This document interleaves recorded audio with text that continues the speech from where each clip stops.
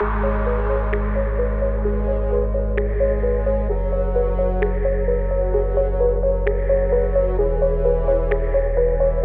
to Learn with Eamon. Today we are stepping in the world of audit. So, what is auditing?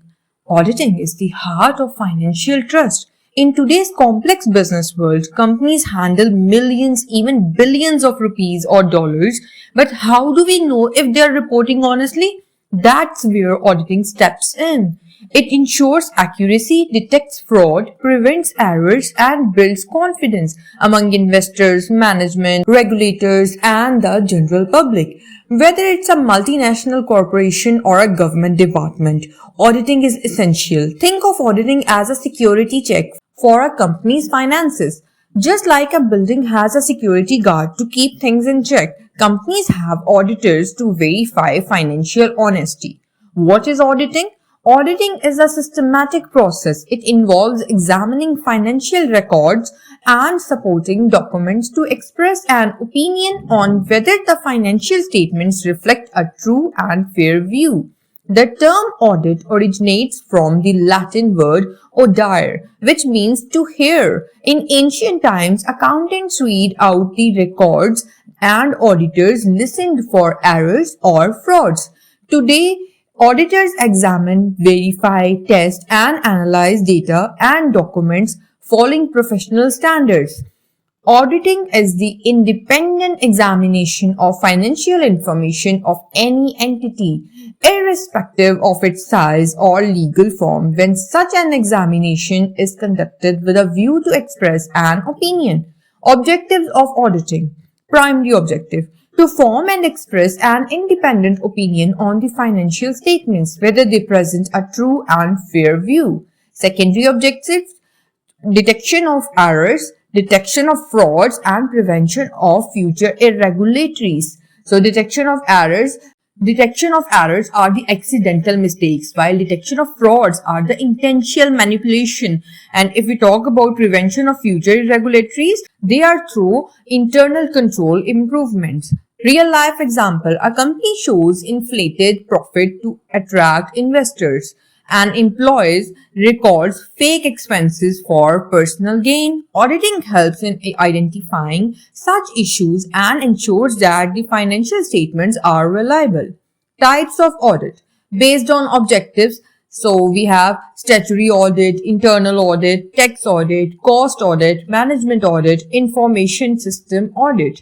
So firstly, we talk about statutory audit. So statutory audit is mandated by law, for example, like Companies Act. And if we talk about internal audit, so it is conducted by the internal team to assess its internal controls. And tax audit verifies tax compliance. Cost audit checks cost records and practices, while management audit evaluates efficiency and decision making. And if we talk about information system audit, so it checks data, security, and IT systems. Based on time, we have two types of audit: interim audit and final audit. Interim audit is done before the financial year ends, and final audit is done after the close of the year. Based on conduct, we have two types of audit: continuous audit and periodic audit. Continuous audit is frequent auditing throughout the year, while periodic audit is done at regular intervals like yearly. Advantages and limitations of auditing.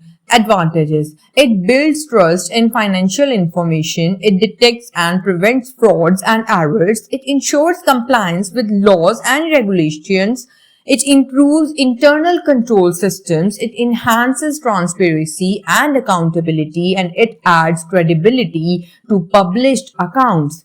And limitations: it is not a guarantee of 100% accuracy, and it depends on sampling techniques. Auditors may miss cleverly hidden fraud, relies on judgment and professional skepticism. Auditors may face management bias or pressure. Let's have a look on our difference table. So accounting's purpose is to recording and summarizing data, while auditing purpose is to verifying and giving an opinion. Accounting has a continuous nature, while auditing has a periodic nature. Accounting is performed by accountants while auditing is performed by auditors. As our financial statements, and in auditing we get in the form of audit reports. And if we talk about accounting skills required, so we require bookkeeping and taxation skills, while in auditing we require investigation and evaluation skills. So we can say here that accounting is cooking food while auditing is tasting food to check if it's safe and good. So auditors' roles, qualities and responsibilities. Firstly, we talk about the roles. So auditors examine accountants. Auditors examine accounts. Auditors verify documents and vouchers. They evaluate internal controls. They detect frauds or errors, and they provide a fair and unbiased audit opinion. So let's talk about essential qualities. Auditor must have integrity, professional skepticism, analytical mindset, strong ethics, confidentiality, good communication. And auditor has some responsibilities as well. An auditor is responsible to plan the audit, to perform tests and analysis, to maintain proper documentation, to remain independent and unbiased, and to report issues clearly and honestly. So let's have a look on our audit process.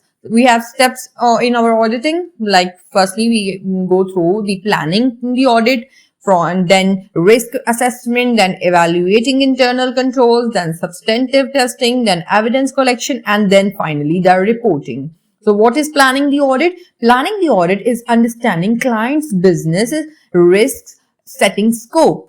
And in our risk assessment, we identify high risk areas. And in our third step in evaluating in internal controls, we check policy and authorization levels. In substantive testing, auditors test accounts balances and transactions. In evidence collection, auditors collect reliable and sufficient data. And finally, in reporting, auditors write the audit report with their opinion.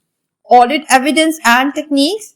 We have some types of evidence. Firstly, we have physical evidence, documentary evidence, analytical evidence, then oral evidence. What is physical evidence? Physical evidence is like stock verification. Documentary evidence is like invoices or receipts.